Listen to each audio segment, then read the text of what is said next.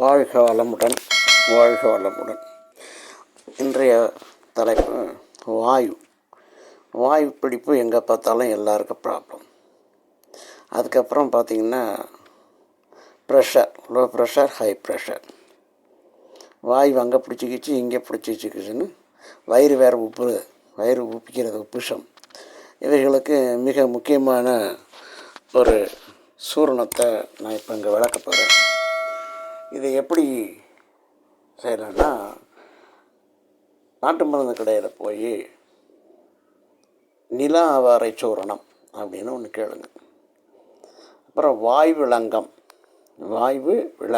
அப்படிங்கிறது ஒரு கொட்டை, சின்ன பூந்தி கொட்டை மாதிரி இருக்கும். அது வாயு விளங்குங்கிறது வாங்கிட்டு வந்து பொடி பண்ணிக்கலாம்.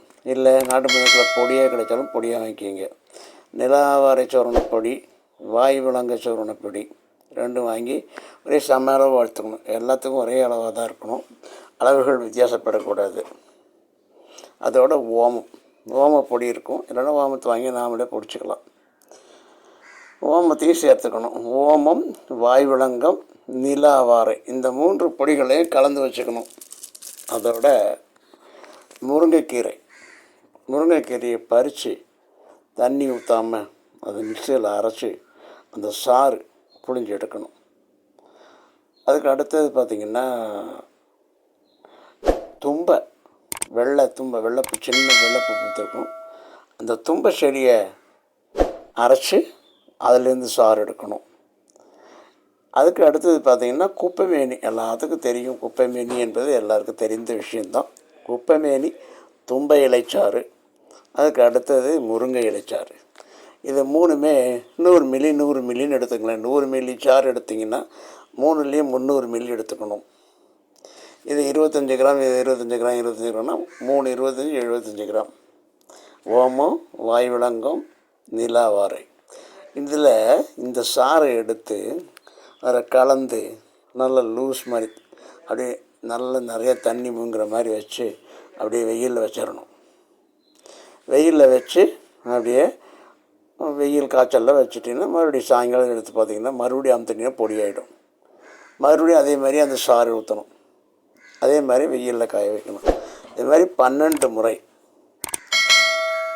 முறை நீங்கள் நல்ல சாறு எடுத்து வச்சுட்டு கடைசியாக சுண்ணாம்பை காய வச்சு அதிலேருந்து ஒரு தெளிவு நீர் இருக்கும். அந்த சுண்ணாம்பு தெளிவு நீரை அதே மாதிரி ஒரு 50 மில்லி ஊற்றி நல்லா காய வச்சு எடுத்து நல்லா பொடி பண்ணி அதை அப்படியே கண்ணாடி பாட்டிலில் பத்திரப்படுத்தி வச்சுக்கணும். ஒரு அரை ஸ்பூன் காலையில் சாப்பிட்டீங்க அப்படி சொன்னால் வெறும் வயிற்றுலையும் சாப்பிட்லாம், சாப்பிட்ட பிறகும் சாப்பிட்லாம். இந்த சாப்பிட்ட பிறகு சுடுதண்ணியை குடிச்சிடுங்க. சுடுதண்ணியை குடிச்சிட்டிங்கன்னா கொஞ்சம் 5 நிமிஷத்தில் பார்த்திங்கன்னா கிட்டத்தட்ட உடலில் இருக்கக்கூடிய நாட்பட்ட வாயுகள் பிரிந்து செல்வதை நம்மளால் பார்க்க முடியும், நல்லா அனுபவிக்கவும் முடியும். அது மட்டும் இல்லை, ப்ரெஷர் இருந்தால் கூட, அதிகமான ப்ரெஷர் இருந்தால் கூட குறைச்சிடும். லோ ப்ரெஷர் இருந்தால் சரி பண்ணி கொடுக்கும். 4448 வியாதிகளும் இது குணப்படுத்தக்கூடியது. எல்லா விதமான வியாதிகளுக்கும் இதை கொடுக்கலாம். எந்த விதமான பக்க விளைவுகளும் இல்லாதது. மறுபடியும் சொல்கிறேன், முருங்கை இலைச்சாறு, தும்பை இலைச்சாறு, குப்பைமேனி இலைச்சாறு, வாயு விளங்க சூரணம், நில ஆவாரை சூரணம், கடைசியாக ஓமம். இந்த 6 வகையான சூரணங்களையும் சாறுகளையும் கலந்து பதப்படுத்தி 12 முறை வெயில் புடம் வைத்து எடுத்த சூரணம் எங்களிடம் உள்ளது.